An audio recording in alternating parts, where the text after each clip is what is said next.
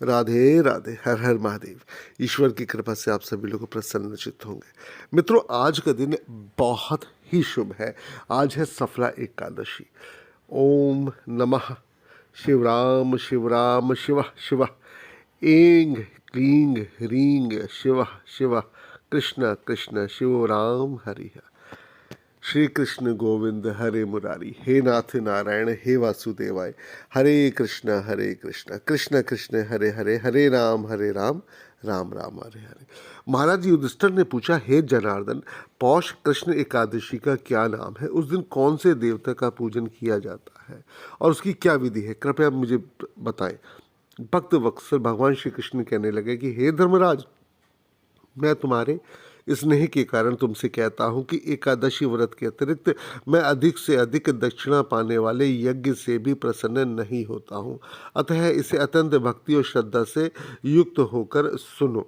हे राजन, द्वादशी युक्त पौष कृष्ण एकादशी का महात्म्य तुम एकाग्रचित होकर सुनो। इस एकादशी का नाम सफला एकादशी है। इस एकादशी के देवता श्री नारायण हैं। विधि पूर्वक इस व्रत को करना चाहिए।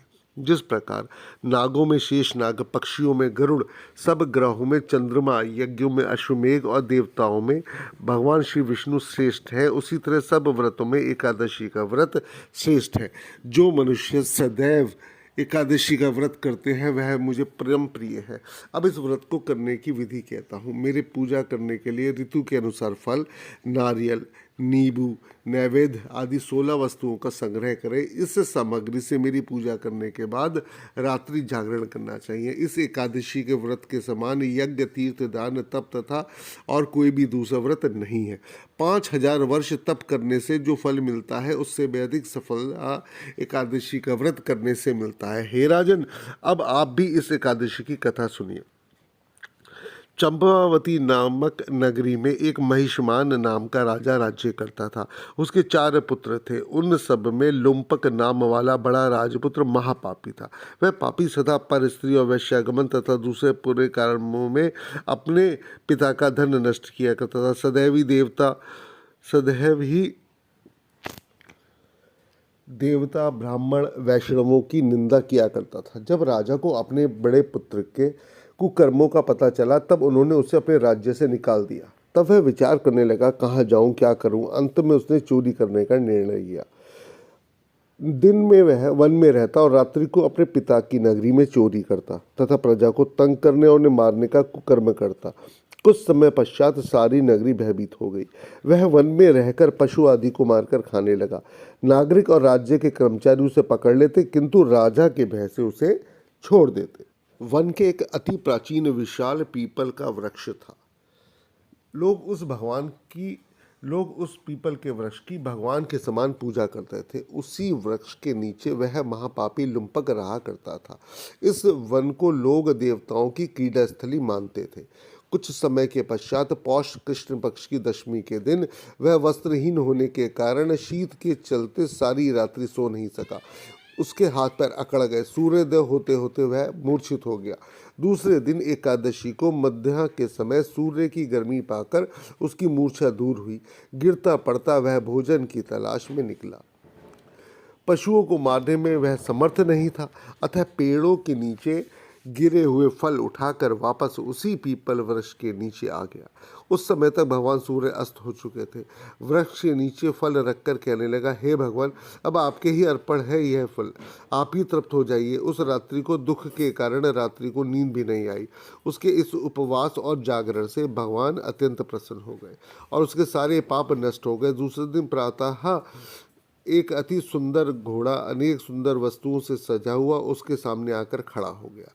उसी समय आकाशवाणी हुई कि हे राजपुत्र, श्री नारायण की कृपा से तेरे पाप नष्ट हो गए हैं। अब तू अपने पिता के पास जाकर राज्य प्राप्त कर। ऐसी वाणी सुनकर वह अत्यंत प्रसन्न हुआ और दिव्य वस्त्र धारण करके भगवान आपकी जय हो कहकर अपने पिता के पास गया। उसके पिता ने प्रसन्न होकर उसे समस्त राज्य का भार सौंप दिया और वन का रास्ता लिया। अब लुम्पक शास्त्रानुसार राज्य करने लगा। उसके स्त्री, पुत्र आदि सारा कुटुंब भगवान श्री नारायण का परम भक्त हो गया। वृद्ध होने पर वह भी अपने पुत्र को राज्य का भार छोड़कर वन में तपस्या करने चला गया और अंत समय में बैकुंठ को प्राप्त हुआ।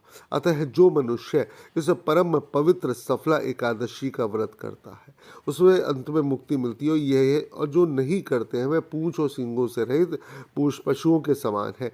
इस सफला एकादशी के महात्म्य को पढ़ने से अथवा श्रवण करने से मनुष्य को अश्वमेघ यज्ञ का फल प्राप्त होता है। राधे राधे, हर हर महादेव। मित्रों, यह वह एकादशी की कथा है। इस एकादशी की कथा को सुनने मात्र से बहुत सारे कष्ट तुरंत ही दूर होने आरंभ हो जाते हैं। आज आप सभी को दिन है एकादशी, ध्यान देना चाहिए। आज के दिन चावल नहीं खाने चाहिए।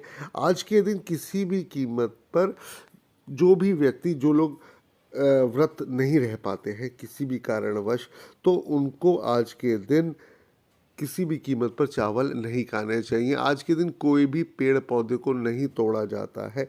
आज के दिन तुलसा जी को भी नहीं तोड़ा जाता है।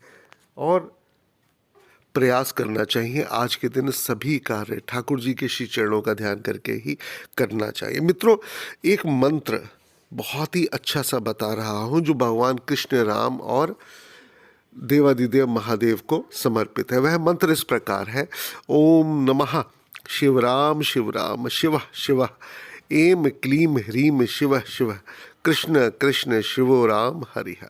मित्रों, यह जो मंत्र है ये बहुत ही प्रभावशाली मंत्र है। इस मंत्र का जप करने से भी आपकी समस्त कष्ट और रोग दूर होने शुरू हो जाते हैं। श्री कृष्ण गोविंद हरे मुरारी, हे नाथ नारायण वासुदेवाय, हरे कृष्ण कृष्ण कृष्ण हरे हरे, हरे राम राम राम हरे हरे, हरे राम राम राम हरे हरे, हरे कृष्ण कृष्ण कृष्ण हरे हरे, हरे कृष्ण कृष्ण कृष्ण हरे हरे, हरे राम राम राम हरे हरे, हरे कृष्ण कृष्ण कृष्ण हरे हरे, हरे राम राम राम हरे हरे।